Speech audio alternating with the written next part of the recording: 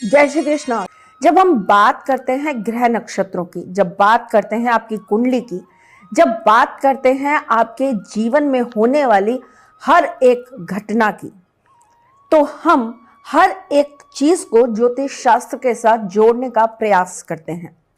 आज भी कुछ ऐसा ही जोड़ने और आपके जीवन की एक बहुत बड़ी समस्या का हल देने मैं आपके समक्ष आई हूं। एक औरत हूं और एक औरत होने के नाते इस चीज को बहुत ज्यादा मानती हूं कि हमारे लिए हमारी सेल्फ रिस्पेक्ट बहुत बड़ी चीज है।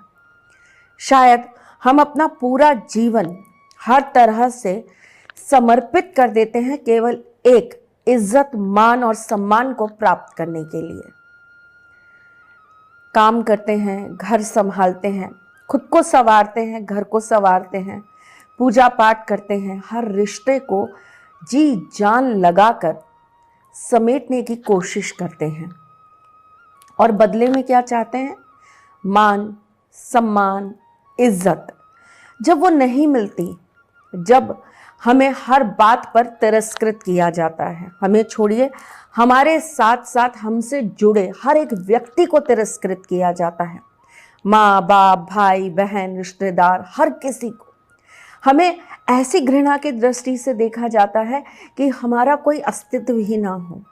हम जबरदस्ती किसी के गले में मान दिए गए हों या जबरदस्ती हमें किसी के साथ बांध दिया गया हो। ये जबरदस्ती तब क्यों नहीं दिखाई देती जब ये लोग दर दर पर घूमते हैं अपने रिश्तों की बात लेकर, अपनी शादी के लिए मन्नतें मांगते हैं, भगवान के सामने हाथ जोड़ते हैं, नाना प्रकार के उपाय करते हैं और इस दिन का बेसब्री से इंतजार करते हैं कि कोई तो आए जो इस घर को संवार दे, कोई तो आए जो इस घर में अब दुल्हन बनकर रहे। तब यही औरत बहुत ज्यादा प्रयासों के साथ ढूंढी जाती है। जब मिल जाती है तब वो किसी काम की नहीं रह जाती, तब वो खराब हो जाती है, तब उसके अंदर जमाने भर की बुराइयां आ जाती हैं। अजीब है, लेकिन क्या करें, सदियों से चलता आ रहा दस्तूर है। जिसे जितना देते जाते हैं उसके अंदर से अपने लिए मान सम्मान उतना ही कम पाते हैं। पर ये उल्टा क्यों नहीं होता? औरतें ऐसा कुछ क्यों नहीं करती? ऐसा नहीं है कि नहीं करती, कुछ प्रतिशत महिलाएं करती हैं, पर ज़्यादातर रेशियो देखें तो जितना ज़्यादा रिश्ता गहरा होता जाता है उतना ज़्यादा मान सम्मान और इज्जत बढ़ती जाती है। आज हम इसी बारे में चर्चा करेंगे, क्यों एक स्त्री का अपने घर में मान सम्मान कम होता है और उसे बढ़ाने के लिए क्या उपाय करना चाहिए।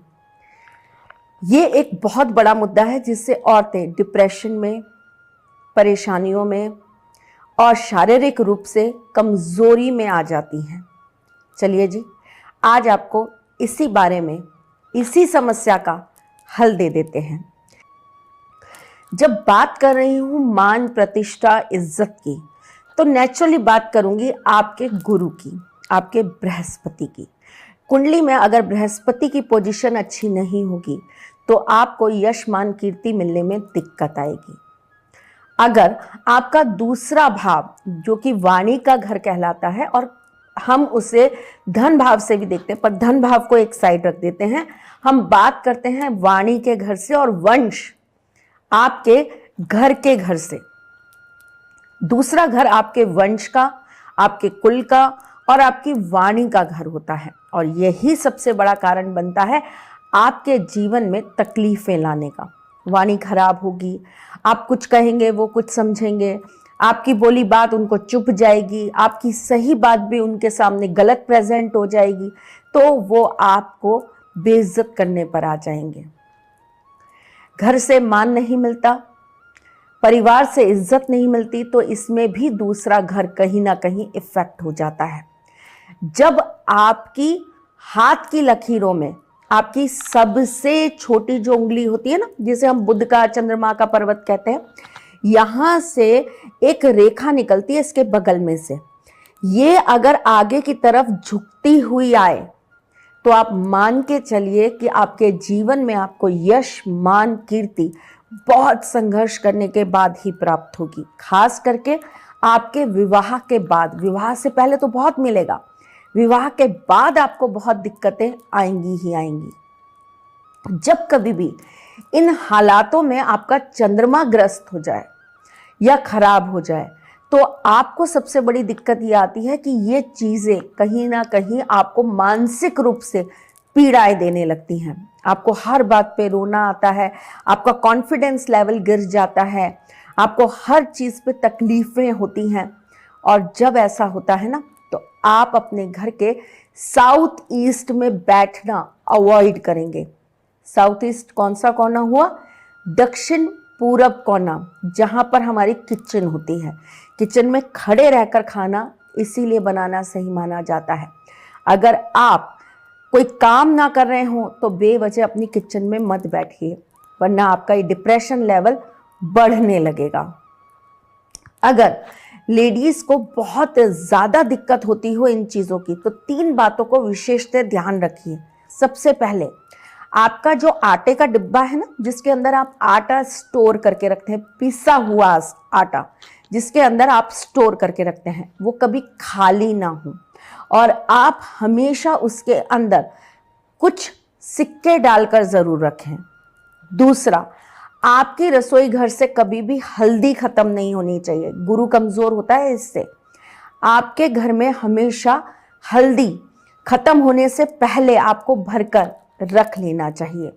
और तीसरा, आपको अपने घर में से चावल कभी ख़त्म नहीं होने देने चाहिए और चावल का जो डिब्बा हो उसके अंदर एक चांदी का छोटा सा सिक्का या फिर कोई भी जेवर डाल के रख दीजिए। ऐसा करने से आपका मान सम्मान, आपकी प्रतिष्ठा हमेशा बनी रहती है। हल्दी का और केसर का तिलक आपको ज़रूर लगाना चाहिए अगर आपको ऐसा लगता है कि आपके मान सम्मान में कहीं कमी आ रही है। जो कच्ची हल्दी होती है ना, उसे पानी में अच्छी से उबाल लीजिए और उस पानी से गुरुवार के दिन नहाना चालू कर दीजिए।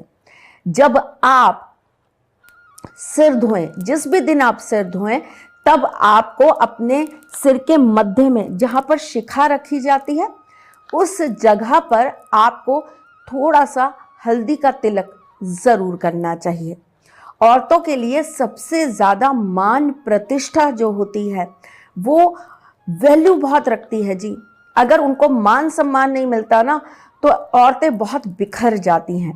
घर के लोगों को इस बात को ध्यान रखना चाहिए। औरत कभी भी महंगे गहनों से नहीं, एक छोटी सी, एक बहुत ही मामूली सी खुशी से खुश हो जाती हैं। और वो खुशी क्या होती है कि आप उनकी तारीफ करते हैं। कई बार जो चीज़ें बड़ी बड़ी चीज़ें नहीं कर पाती ना, वो एक छोटी सी आपके द्वारा दी गई हंसी या प्यार के रूप में इंसान को बहुत कुछ मिल जाता है। जब आपके घर में भी आपका मान सम्मान कम होने लगे तो कोशिश करिए कि आपके बेडरूम में कपड़े कभी बिखरे ना हों।